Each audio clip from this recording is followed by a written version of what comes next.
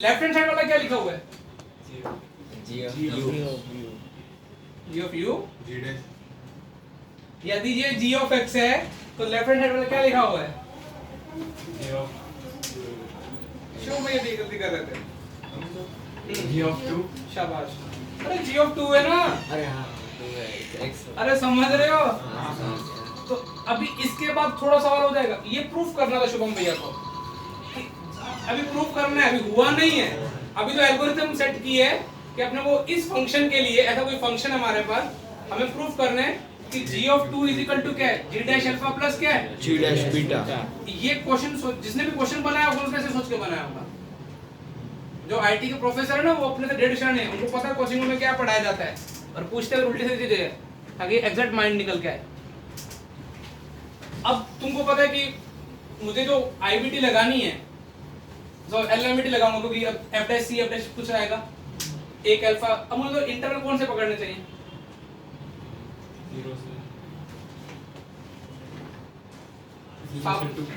0 से 2। लेकिन सर पहला कौन इंटरवल पकड़ेंगे? क्योंकि सर दो बार आईबीटी लगाएंगे। अभी तो सॉरी दो बार आईबीटी बोल रहा हूं गलती से, एलएमबीटी। तो पहला एक बार सर कौन सा इंटरवल लगा ले? 0 से 1। मैंने बोला एक कोई अल्फा एग्जिस्ट करता होगा फॉर विच देखो g dash alpha is equal to g1। g1 के बारे में कुछ इंफॉर्मेशन करके क्या निकाल लेंगे ना? g1 कितना से निकल जाएगा। अरे g1 चलिए यहाँ से किधर से? f1 आएगा उसमें तो यहाँ पे g1 f1 कितने? 2 f1 में नहीं पता। कोई दिक्कत नहीं, g1 माइनस क्या रख दें? जीवन तो आगे हाँ, जाके कट जाएगा। g1 माइनस g0 तुम्हारी हेल्प कर देता हूँ। x का रख दो 0 0 0 इंटरेस्ट 0 होता है। g1 माइनस 0 अपॉन कितना? 1 एक g डैश अल्फा की वैल्यू आ गई। पर बीटा कोई लाई करोगे किसमें? 1 से लेकर 2 ठीक है। For which g dash beta equal to g2 भैया वो चाहिए अपने को, g1 भैया अपॉन में कितना? 1 ऐड कर दो दोनों को। I think g2 g dash alpha plus g dash beta is equal to कितना आ गया? g2 g2 आ गया। ये तो प्रूफ करना था अपने को। थोड़ा है ना उल्टा सीधा सवाल। हम बोल सर ऐसा नहीं हो सकता अल्फा बीटा दोनों 0 से 1 या मैं अभी डायलॉग मारने वाला था। किसी बच्चे ने वो तो मैंने पहले बोल दिया, दो जगह के रख लेंगे। मैंने वो तो पहले क्लियर कर दिया कि दो बार एलएमबीटी लगानी है तो दोनों सेट करने चाहिए। डिस्जॉइंट। लेकिन अभी किसी बच्चे का अच्छा दिमाग चलना चाहिए तो वो ऐसे बोलता, सर आप 0 से हाफ लो और हाफ से क्या लो? 1 के बदले k ले लेंगे तो हो जाएगा। 1 के बदले क्या ले ले? k मतलब कुछ भी। पक्का वो कट जाएगा देखो। हाँ लेकिन वो एक प्रॉब्लम आ जाएगी नीचे, नीचे 1 नहीं आएगा। नीचे 1 नहीं आएगा। इसलिए ये पक्का एलएमबीटी कौन से इंटरवल के लिए बना के रखी गई है? 0 से 0 से 1 एंड 1 से 2। समझ में आ रहा है? और इससे डिस्टूडेंट भी क्लियरिटी होगी। यदि यहाँ पे ले लो तो वहाँ k आ जाएगा, इंट्रोड्यूस हो जाएगा, कटेगा नहीं वो। इजी? अब बस इजी तो क्या है? अच्छा मैं कभी और सोचता भी था ये तो बुक में से लिखा होता है, समझ में भी नहीं आएगा बुक में तो। और उसके बाद अब थोड़ा ऐसा लगता है जैसे थोड़ा एक्सपीरियंस बढ़ने लगा ना, तो प्रॉपर बच्चे ऐसा भी सोच सकते थे कि ये फंक्शन को ऐसे लिख लो ना यार। आई थिंक 0 से x f of x² dx। देखो ये g ऑफ x इसके लिए लगाते थे। एक ही बन गया ना, एक ही बात है। देखो वही वो इनडायरेक्टली यही हुआ ना, ये एक ही बात है क्या अलग बात है? एक ही बात उसमें 2 उसका ही हुआ है वो डेरिवेटिव है। डेरिवेटिव भी नहीं है, वो f डैश x ये का नहीं होता है है। ये फंक्शन मान सकता था क्या मैं स्टार्टिंग में? उसमें अल्फा और g डैश तो यही आ जाता। देखो ये क्या लिखा हुआ? यदि ये मानता, ये g ऑफ x मानता तो ये क्या लिखा होता था? देखो ध्यान से, ये क्या लिखा होता तुम्हारे नजरों में? ये क्या है? g डैश अल्फा ही है। डेरिवेटिव करो ना लेबनिज से, पहले अपर लिमिट मूक दो। नहीं उल्टा कर दिया। मतलब यहाँ वो करो। अब करो अपर लिमिट डेरिवेटिव 2x और f ऑफ x स्क्वायर सही है ना? हाँ डेरिवेटिव से ना अपर लिमिट डेरिवेटिव 2x और इसमें मूक दिया f ऑफ x स्क्वायर। अब सही लिखा गया मैंने g ऑफ x। हां अरे 0 से 2 ये g डैश अल्फा लिखा हुआ है हाँ और ये क्या लिखा हुआ है? g डैश बीटा ठीक है, और ये वाला क्या लिखा हुआ है G2 भैया। देखो ऐसे अभी ये भी क्लिक हो जाता, लेकिन ये क्या थोड़ा एक्सपीरियंस के बाद आएगा, जितना आप सोचोगे डीप। ये आपकी डायरेक्ट पहुंचे ना यहाँ पे, यदि ऐसा फंक्शन मानना हो तो। Beauty of J advance examination. अब तुम मत सोचना कि मैं ही टफ कराता हूँ, फिर पीटी बंदे के खुश होते रहते हो। ये तो बहुत इजी थी।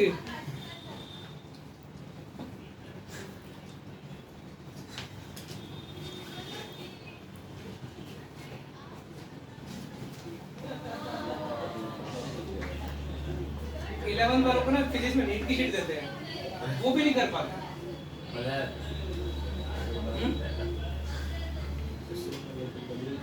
नहीं दिल भी नहीं, उनको पता है, वो योगी भी टाइप करवा के देते शीट में।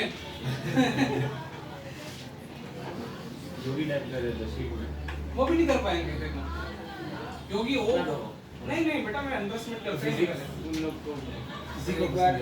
सुबह वाली क्लास होती है ना, उसको रिकॉर्ड करने के लिए सुबह वाले दौर में अंडर लेवल क्लास होती है ना, ये बैठता है ना, तो पता चलता है कि कैसे कैसे बच्चों को पढ़ाना पड़ता है। वो तो स्पेशल बच्चे हैं ना। एक तो अल्टीमेट हो गया, मैं बोला सर वन तो है ही नहीं, तो हमने वन कैसे ले लिया। ये ए मैथ भी लिखा होता है, एक वाला कर दिया, वन मैथ भी अलग कर दिया, और ऊपर वन ही नहीं था। मैंने बोला बात तो तेरे ऊपर से वन से मल्टीप्लाई कर देते हैं, वाले वन कर देते हैं, 45 पे नहीं कर रहा, 060 में करता है।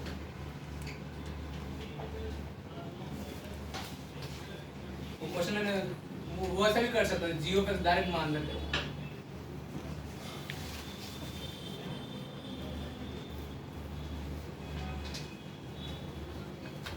इसी तरह एलएमटी क्या हुआ, और मोनोटोनिसिटी। आज तुमको शीट ऐसे दोनों की देनी है, मुझे इंडिकेशन को प्रिंट आउट करवानी है, और इसके लिए कल दोनों शीट मिल जाएंगे।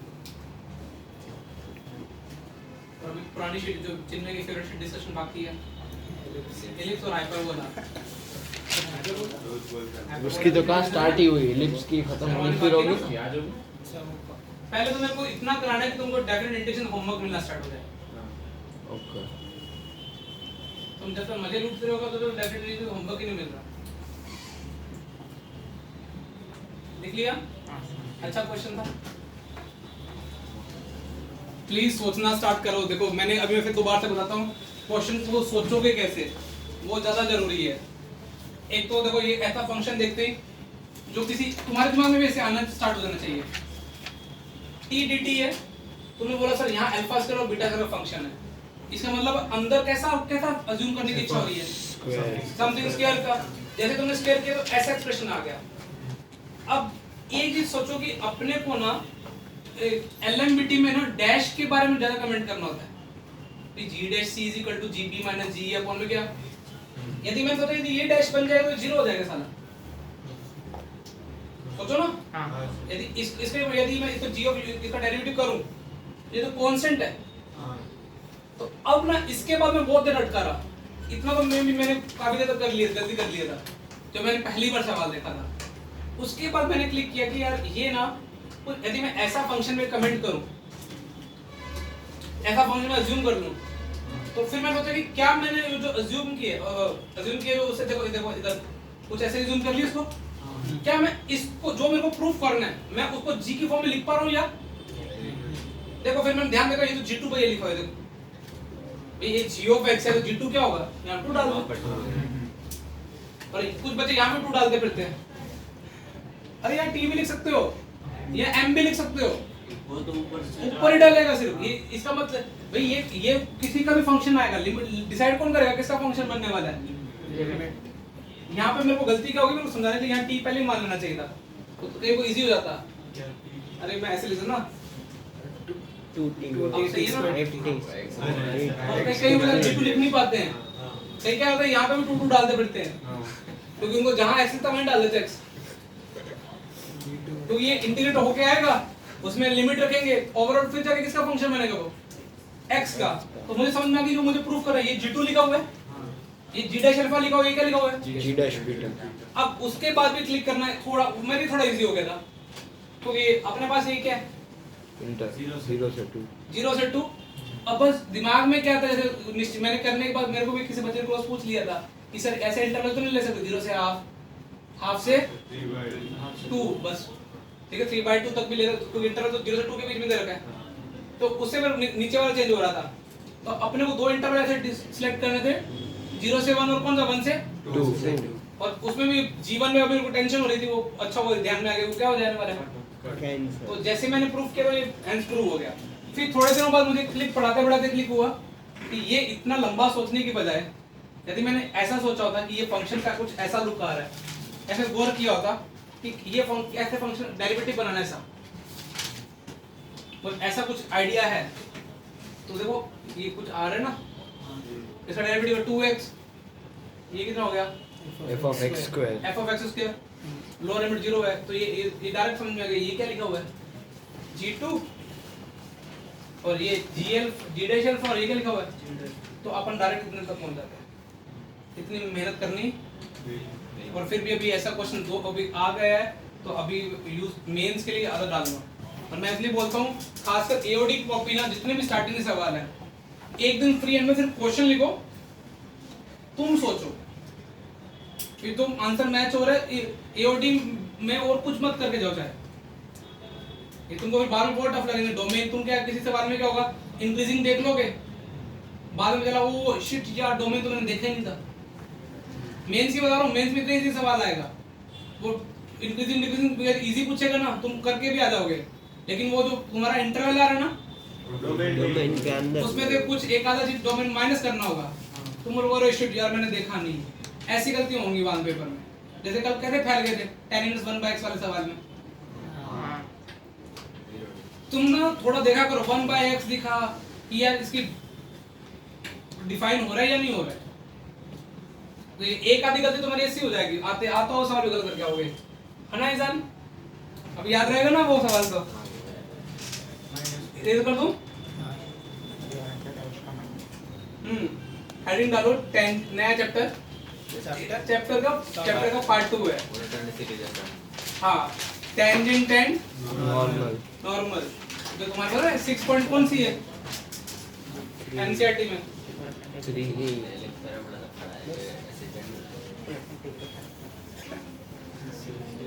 जिनको इलिप्स हाइपरबोला में और कॉनिक में टेंजेंट नॉर्मल डर लगता है वो यहाँ पे भी स्ट्रॉन्ग कर सकते हैं, ठीक है।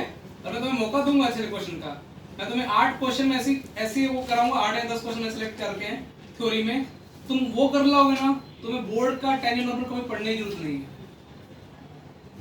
हाँ बोर्ड का तो फिर उससे टफ हो ही नहीं सकता ना इस कॉपी से, तो इसलिए वो ढंग से पढ़ लेना।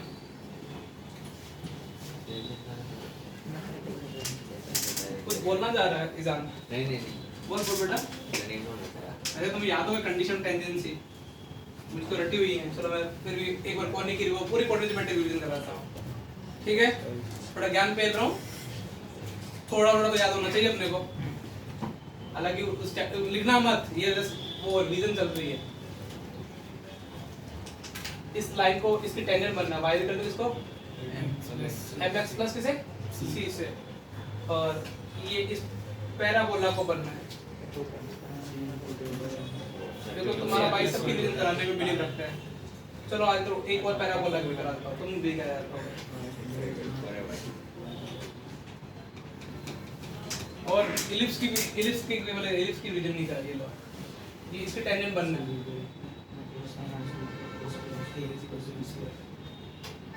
आज मैं PT3 भेजूंगा, मैंने कल जानबूझ के नहीं भेजा था, नहीं तो मुझे डिस्कस कराना पड़ता है। NTA 3 अच्छा PT3 बार-बार क्यों बोलता हूं। और ये क्या है हाइपरबोला टेंजेंट है ना, y इक्वल टू कितना, और ये बैक टू रिवीजन। मुझे तो सर्कल के मेरी आदत है वैसे सी याद भी ना हो ना, सेंटर से परपेंडिकुलर सेंटर से 90 भी बनाता पता नहीं क्यों, ताकि कुछ क्लिक हो जाए। फिर देखो सेंटर से परपेंडिकुलर डिस्टेंस इक्वल टू क्या होता है रेडियस, जिनको याद हो तो मजे लूटे हैं। प्लस माइनस आता है और ये इलिप्स के लिए तो और भी हो जाती है यदि b के वेट डाल दो ना सर्कल वाले आता है। ये तो सबको याद है अक्षर अमन A is equal to MC MC. MC मतलब C is equal to क्या होता है A by M I think ये याद हो जाए तो मजे वाली बात है वो प्लस माइनस Minus bumps के। by BM इसमें एक ही टेंजेंट आती है ना एक स्लोप के कॉरस्पॉन्डिंग अब उन्होंने बोला सर हम भूल जाए तो अरे कोई दिक्कत नहीं है मेरे को तो ये भी याद है कोई और कोनिक के लिए यदि आप कंडीशन ऑफ टेंजेंट लगाना भी चाह रहे हो इन दोनों को बढ़ाओ d क्या कर दो 0 आधा डेवलप कर लो ना भैया n d 0 कर दो ना आप लोग x² - 4b mx + c 0 कर दो इससे d पे जो कंस्ट्रेंट आएगी वो आगे शायद यही आएगी माइनस बम्स के ये तो तुमने बोला सर minus आप B हरामी square हो समझ गया a² - m² थी ना minus B square डिवीजन हो गई है कभी कभार वो पूछ लेगा देखो अभी जनरली एक और आधा डलवा देता हूं कोई लेना देना नहीं है इस टॉयलेट नॉर्मल से बस मुझे ये वाला पॉइंट ऑफ कांटेक्ट ढूंढना है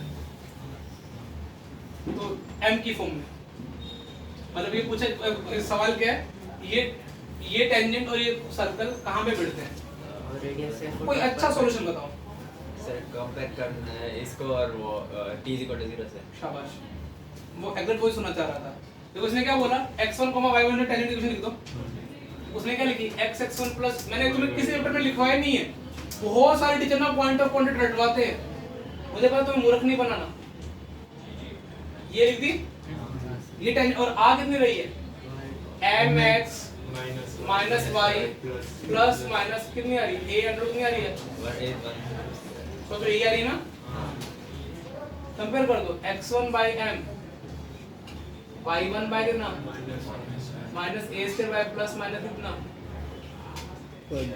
x1 की भी m की फॉर्म में आ गई और y1 की किसमें आ गई ये पॉइंट ऑफ कांटेक्ट मिल गए तुमको सब कर लिए इसलिए और भी एक रिवीजन कराता हूं किसी बाहर के पॉइंट से टेंजेंट ड्रॉ कर सकते दो हर कर्व पे तो उनके बीच में यदि एंगल 90 डिग्री हो जाए तो क्या बोलते हैं डायरेक्टर और सर्कल इसका डायरेक्टर सर्कल सेंटर सेम रहता है √2 times ठीक है ना radius यदि जीएफ वाला आ गया सेंटर सेम रखना रेडियस कितने टाइम हो जाएगा √2 times √2 टाइम मतलब 2a² इसका तो तुमको सबको पता डायरेक्ट्रिस है डायरेक्ट्रिक्स तो इसका भी डायरेक्ट्रिस होगा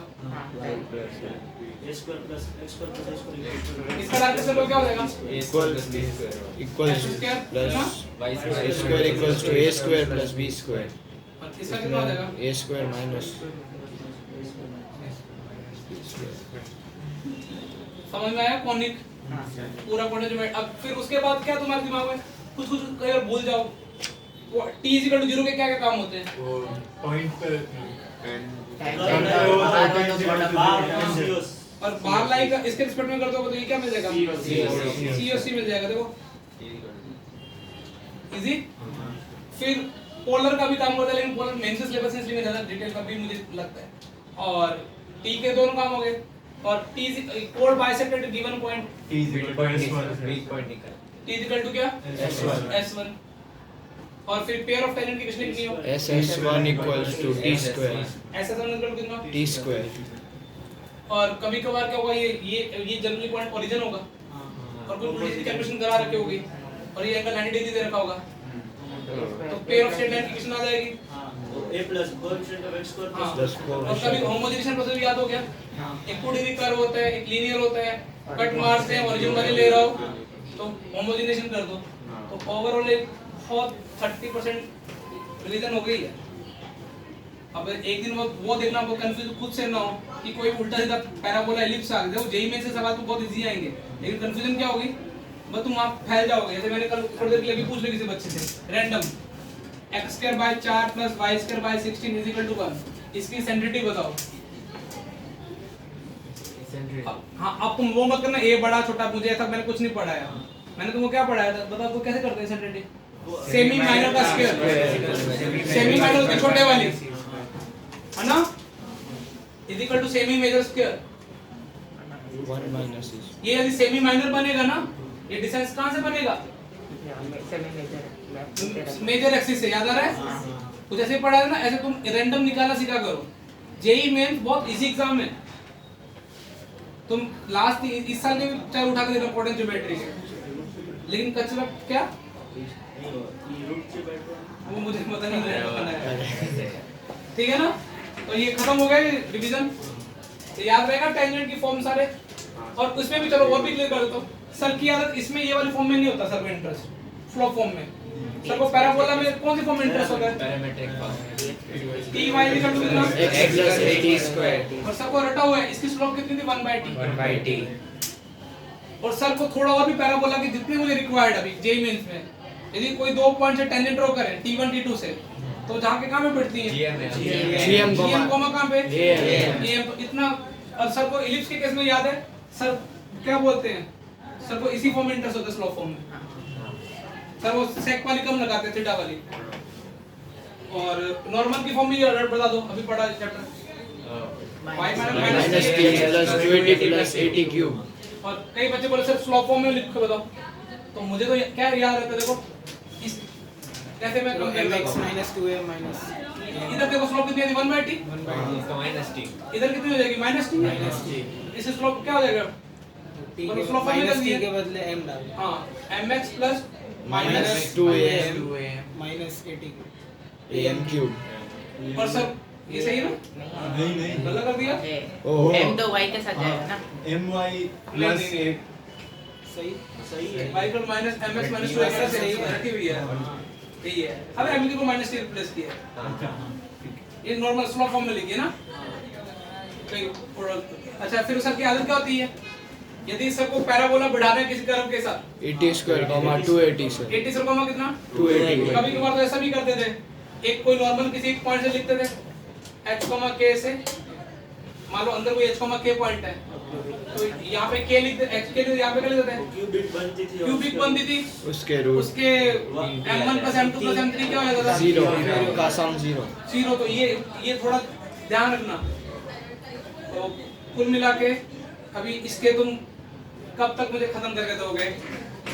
मैथ उनको कोऑर्डिनेट ज्योमेट्री टारगेट फिक्स कर लो की बात।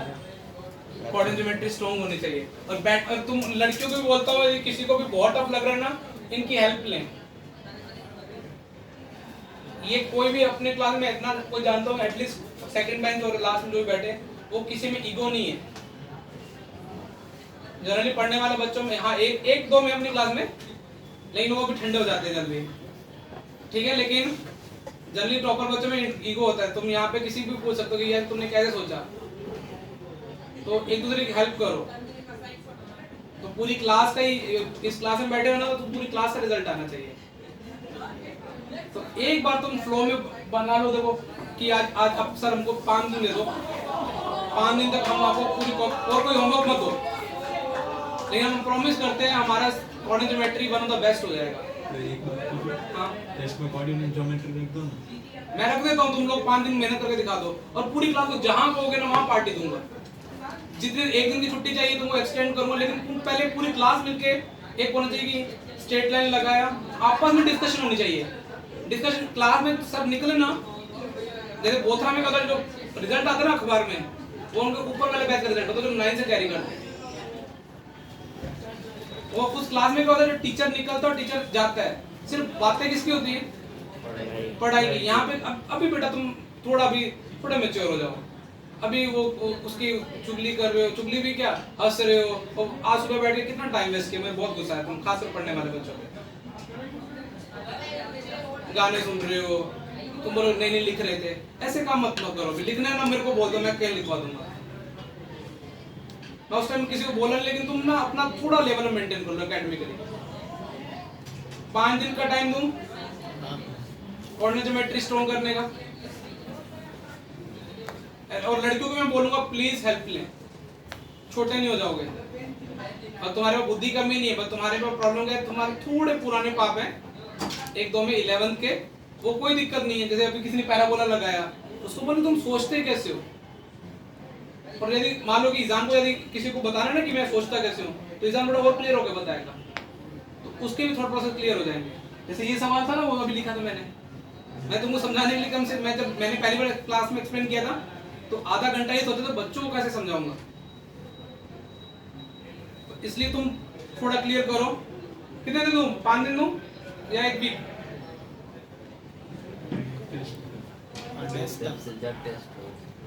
Straight line, circle, parabola, ellipse, hyperbola, ये टेस्ट चलो मैं ऐसा करता हूँ ना, सबके लिए कंपलसरी नहीं करता, लेकिन इसमें कौन कौन पार्टिसिपेट करेंगे?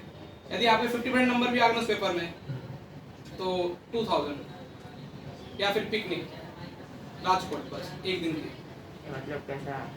जेई मेंस पेपर का level JEE mains straight line circular कुछ भी straight line circle parabola ellipse hyperbola करो, नहीं तुम्हारा तैयार तो तैयार करो बैठ के। Straight line circular sir Sunday को या तो ट्यूसडे को? नहीं ये संडे को नहीं होगा, थर्सडे को वैसे करो तुम। तो मतलब अटेम्प्ट कौन? अभी वो सबको तुम वो संडे वाले पेपर मैथ्स का बेकार के मैं कुछ नहीं करूंगा कि तुम्हारा थर्सडे को जाना चाहिए। देखो 2 बोल दिए मैंने, संडे को पेपर ऑलरेडी बन चुका है इसका इंटीग्रेशन और एओडी। एओडी का। तो इस एओडी में तो एक ही टॉपिक है ना, मोनोटोनिसिटी। चलो टेंजेंट नॉर्मल भी डाल रहा। इस संडे तो यही पेपर है ना? इस संडे एक चैप्टर पूरा इंडेफिनिट इंटीग्रेशन। एओडी में सिर्फ टॉपिक कौन सा? मोनोटोनिसिटी। ना टेंजेंट नॉर्मल ना मैक्सिमा मिनिमा। देख लो अभी मोनोटोनिसिटी और इंटीग्रेशन। इंटीग्रेशन तो ऑलरेडी पेपर हो चुका है, जीएन बर्मन हो चुका है, एक्सरसाइज 1 डिस्कस हो चुकी है। एक्सरसाइज 1 के लेवल के 50% क्वेश्चन डालूंगा, मतलब जो उसका लेवल है ना उसका भी आता है, तो उसके लिए तुम पढ़ के तो आने नहीं वाले। अब तुम नाटक करोगे संडे के टेस्ट के लिए, लेकिन तुम अपना ये मुझे स्ट्रॉन्ग कर दो बस। एक तो तुम्हें सारी चीजें क्लियर होनी चाहिए कि हर यदि अभी पॉइंट फॉर्म ये रटने नहीं है, तुम्हें निकालने में आने चाहिए। और चैप्टर जैसे कुछ जो पढ़ने वाला बच्चे टिप देता हूँ, यदि वो बैठेंगे ना तो सर्कल पैराबोला एलिप्स हाइपरबोला के टेंजेंट एक साथ ही खत्म करना। तुम देखना मेरा वो पैटर्न सेम रहा होगा। सर ने पहले पॉइंट फॉर्म में लिखाई होगी या स्लोप फॉर्म में, फिर सर ने लोकस निकलवाया होगा मूविंग पॉइंट का। पहले कुछ चैप्टर में तो मैंने क्या किया है, पहले थीटा एंगल बनवाया, सारे चैप्टर में शायद यही किया होगा। फिर थीटा की पर्टिकुलर वैल्यू वाली कितनी 90। तो तुम तीनों एक साथ कॉपी लेके क्लियर करते जाओ कि टेंजेंट मेरे क्लियर है। और जेईई मेंस का सिलेबस का भी प्रिंट आउट करवाना, उसमें क्या लिखा होगा, टेंजेंट एंड नॉर्मल लिखा हुआ है। ये कुछ ज्यादा हाई फाई चीजें होती नहीं है। लेकिन तुम पहले तो मैथन को कर लोगे, उसका 40 200 क्वेश्चन है और एक पूरी क्लास का माहौल सेट करो। शीट लगा, और लड़कियों के लिए भी थोड़ा चैलेंजिंग होना चाहिए, क्योंकि पहले तुम उस बैच में तुम्हें माहौल पता नहीं था। इवन इनके लिए भी चैलेंजिंग है। किनके लिए? निश्चय के लिए भी, क्योंकि सुबह थोड़ा ही पढ़ते हैं, थोड़ा उड़ा मैं उड़ाता इसलिए क्योंकि मैंने ऑलरेडी बताया कि मैं फिर पेपर टफ ही आता है। थोड़ा माहौल बनाओ, और मैं भी पढ़ाने का मूड में हूँ। 1 घंटे क्लास है ना, टाइम हो गया क्या? ऊपर हो गया क्या? तो थोड़ा भी कब मैं लूँ, थर्सडे को ले लूँ? आज कौन डे है? ट्यूसडे। तो फिर कौन सा? मतलब अगले संडे टेस्ट होगी? अगले संडे टेस्ट नहीं, दिवाली का टाइम हो जाएगा ना। हाँ तो ठीक है थर्सडे। तो पूरा ना स्ट्रेट लाइन से straight line circle parabola ellipse hyperbola एक दूसरे की हेल्प करो, पूरा कोऑर्डिनेट ज्योमेट्री। इस संडे हाइपरबोला बाकी है ना, एक जस्ट मैं टिप देता हूँ। वो तो आई हाइपरबोला के लिए कुछ नहीं करना, टेंजेंट चाहिए। टी इज इक्वल टू क्या करते हैं हर चैप्टर में सर? 0। पैरामेट्रिक में चाहिए, पैरामेट्रिक पॉइंट लिख ले, a sec theta b tan theta. उसके लिए क्या करना, t is equal to 0। Eccentricity निकालनी है। सेमी माइनर मतलब क्या, semi minor square is equal to क्या था? Semi square major minus -1।